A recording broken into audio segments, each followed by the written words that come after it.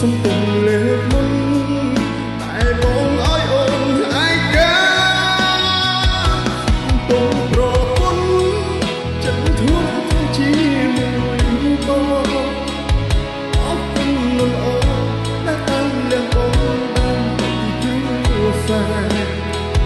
ជីវិតមួយនេះមិនអាចបាត់បង់ជីវ៉ាបងចង់ប្រាប់អូនថាគ្រួសារនេះខ្វះអូនមិនបាន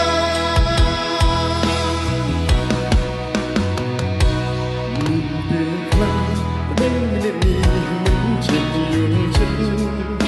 អូនต้องហូរមិនអូនគិតច្រើន